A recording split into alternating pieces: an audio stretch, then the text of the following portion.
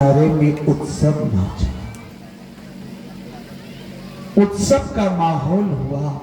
सारे देवगण बड़ी खुश थे। क्यों? क्योंकि तारकासुर को मारने वाला उत्पन्न हो चुका था। शिव के अंश से वह पुत्र जन्म लिया था। अतः वह तारकासुर को मारने वाला था। देवताओं में बड़ी खुशी, बड़े खुश हैं देवता लोग। आज ढोल नगाड़े बजा रहे हैं। गंगा के किनारे में आज महीनों तक उत्सव चला। इसलिए मेरी मां बहन लोग कार्तिक स्नान करती है, बड़ा पावन होता है। कार्तिकेय के नाम से एक पुराण भी लिखा गया है जिसको स्कंद पुराण कहते हैं। वेद व्यास जी महाराज ने उसमें 81,000 श्लोक लिखा है। स्कंद पुराण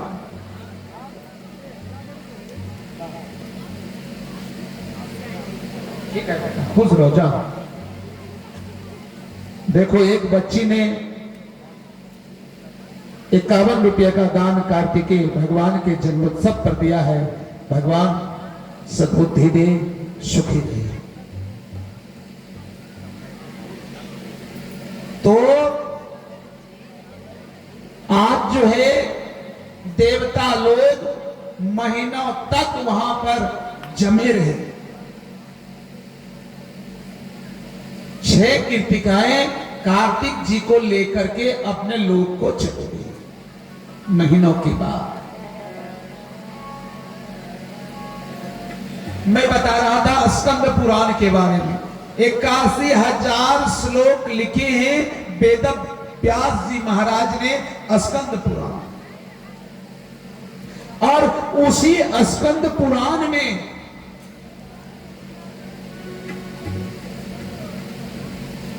ये जो कथा है सत्यनारायण भगवान की स्कंद पुराण में ही लिखी गई है। स्कंद पुराण से ही कथा निकाली गई है सत्यनारायण भगवान की। बड़ी अच्छी कथा है। दोस्तों हम आपको कल बताएंगे, अभी नहीं बताएंगे, सिर्फ बता रहा हूं स्कंद पुराण के बारे में। बहुत मोटी पुस्तक है स्कंद पुराण, जिसमें मंदार के बारे में भी लिखा है। ये मंदार पर्वत का जो समुद्र मंथन हुआ है, क्या क्या निकला, कैसे निकला, जो मैंने आपको बताया शिव महापुराण में, ये बातें स्कंद पुराण में भी लिखी गई है।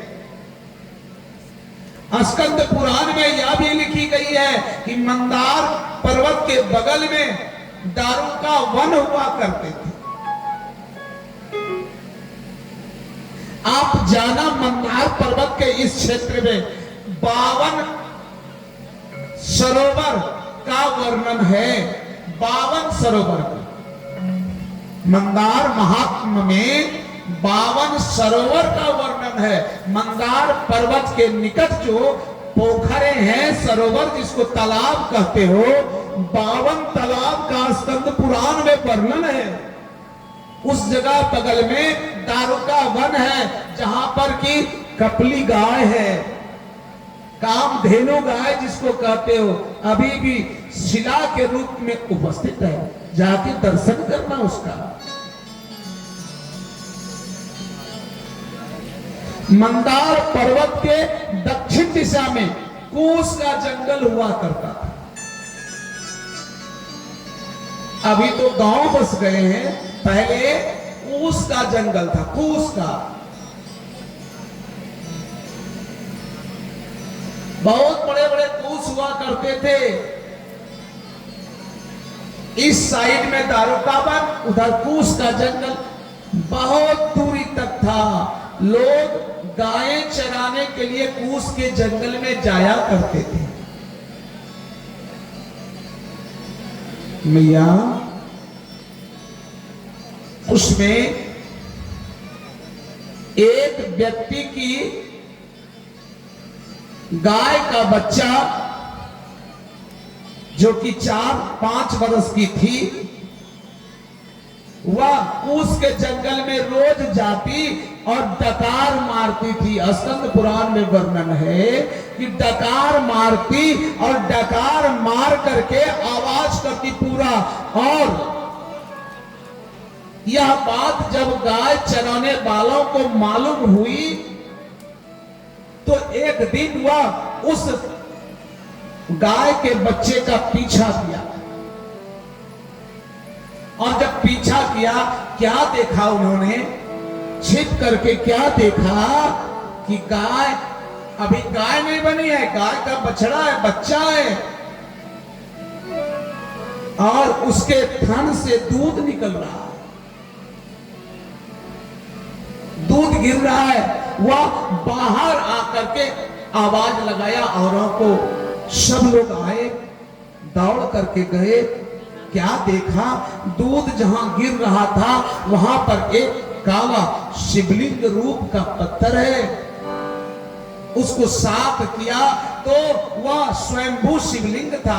आपको शिवलिंग के बारे में बताएंगे, कल बताएंगे शिवलिंग कितने प्रकार के होते हैं। शिवलिंग धरती पर कितने प्रकार के हैं, किसका प्रसाद हमें खानी चाहिए, किसका नहीं खानी चाहिए, नहीं खानी चाहिए तो क्यों नहीं खानी चाहिए, खानी चाहिए तो क्यों खानी चाहिए, सब बताएंगे कल। वह स्वयंभू शिवलिंग था और उसका नाम क्या रखा जानते हैं सबने?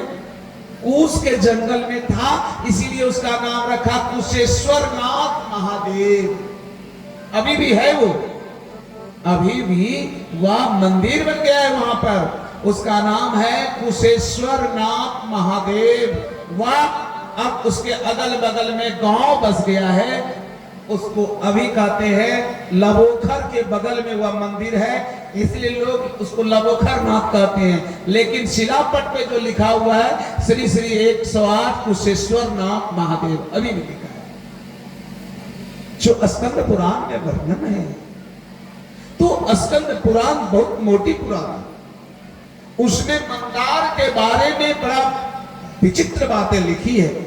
मंदार साधारण नहीं है, इसी मंदार से समुद्र का मंथन हुआ है। और मंदार के तलहटी में एक सरोवर है जिसका नाम पापहरणी सरोवर है। हे मैया, वह सरोवर ब्रह्मा जी के कमंडल से उत्पन्न हुआ है। मैं आपको निवेदित किया था, ब्रह्मा जी के कमंडल से वह उत्पन्न हुआ है। इसलिए पापहरणी का भी जल रखो, गंगा का भी जल रखो, दोनों में कीड़े नहीं होते उसमें। बड़ा ही पावरफुल है। स्कंद पुराण बतलाती है कि जो पापहरणी में बुधवार के दिन स्नान करके, किस दिन? बुधवार को, बुधवार के दिन स्नान करके जो बुधवार किसका दिन है, किसकी पूजा होती है बुधवार को? बताया था मैंने, याद करो। गणेश जी का। याद रखी है, बड़ी अच्छी बात, याद रखना। बुधवार को गणेश जी की पूजा होती है। बुधवार के दिन पापहरणी में स्नान करके जो जातक, जो मानव, जो मैया, जो बहन, जो बेटी, जो बेटा, जो बुजुर्ग, जो पिता, जो चाचा, जो भी है, वह बुधवार के दिन स्नान करके जो गणेश जी की मूर्ति का अवलोकन करता है, कहां? मंदार पर्वत पर, और गणेश जी से जो मांग लेता है वह गणेश जी तत्क्षण उसे प्रदान कर देता है। शिव महापुराण स्कंद पुराण मतलब मंदार महात्मा की कथा स्कंद पुराण में 21वें नंबर अध्याय में पढ़ लेना निकाल करके, बहुत मोटी पुस्तक है स्कंद पुराण। 21वें नंबर अध्याय में मंदार महात्मा की चर्चा है, उसको निकाल के पढ़ लेना। और स्कंद पुराण में दो नदियों का, पवित्र नदी का वर्णन है प्यारे। एक चीर नदी, दूसरा चांदन नदी। ये चीर और चांदन जो है ये पूर्व काल की नदी है, ये अब की नदी नहीं है। चीर चांदन भगवान श्री हरि नारायण के द्वारा प्रतिपादित नदी है, ये गंगा के समान पवित्र है। हाँ, वरदान दिया है कि जो इस नदी में चीर और चांदन में दाह संस्कार करेगा, भगवान श्री हरि नारायण ने वरदान दिया है कि जो इस नदी में दाह संस्कार करेगा, वह कितना बड़ा पापी क्यों न रहे, उसे परम वैकुंठ मैं दूंगा। स्वयं श्री हरि नारायण ने कहा है, स्कंद पुराण। बड़ा ही पवित्र नदी है। एकादशी के दिन जो उस चीर और चांदन में स्नान करता है, उसे परम वैकुंठ का भागी होता है। बड़ा पावन नदी है चीर और चांदन। आपके इर्द गिर्द है कि नहीं है, ये मैं यहाँ का एग्जैक्ट लोकेशन तो नहीं बता सकता। यहाँ कौन नदी बहती है, कौन क्या होता है, मैं यहाँ से उतना परिचित नहीं हूं, लेकिन मुझे लगता है इस जगह वो नदी नहीं है क्या? चांदन नदी कितना दूर में? 10 किलोमीटर, 15 किलोमीटर की दूरी पर स्नान करना जाकर के। पानी कहां से रहेगा, कहां से रहेगा? उस समय दुशासन द्रौपदी का चीरहरण करता था, आज नदी का चीरहरण दुशासन कर रहा है। कहां से रहेगा? नदी तो पुकारती है, कोई है माई का लाल तो मेरे चीर को बचाओ, मेरे लाज को बचाओ, लेकिन आज उसके माफिया उसका चीर हरण कर रहा है, कोई उसका सुध लेने वाला नहीं। याद रखना मेरे भाई, प्रकृति के साथ अगर खिलवाड़ करोगे तो प्रकृति तुझे छोड़ेगी नहीं, प्रकृति आपको नहीं छोड़ेगी, प्रकृति आपको नहीं छोड़ेगी।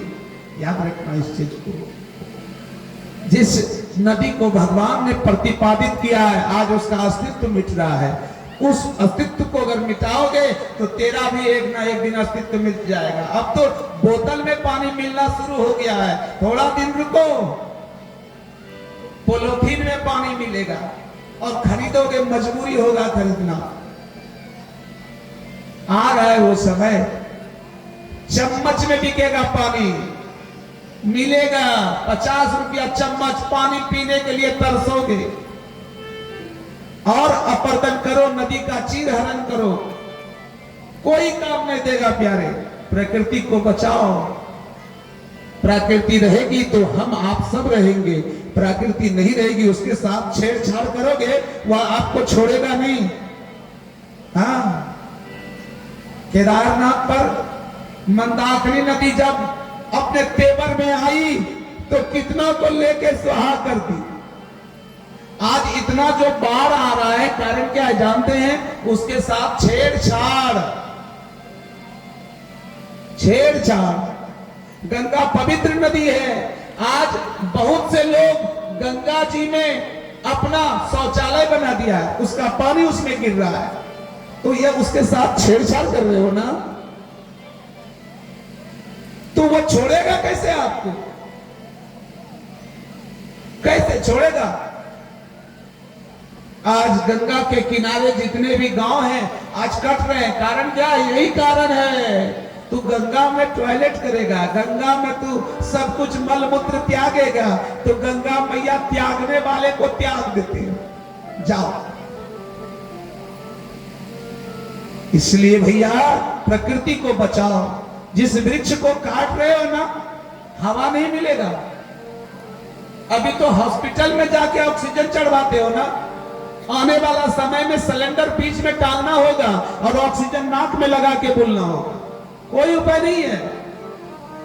इसलिए प्रकृति के साथ छेड़छाड़ मत करो। तो मैं उधर जाना नहीं चाहता, मैं बता रहा था कि स्कंद पुराण में जो है नदियों का वर्णन है, बड़ा ही पवित्र नदी है चीर और चांदन, और यह चीर चांदन और मंदार के महत्व के बारे में स्कंद पुराण में वर्णन है।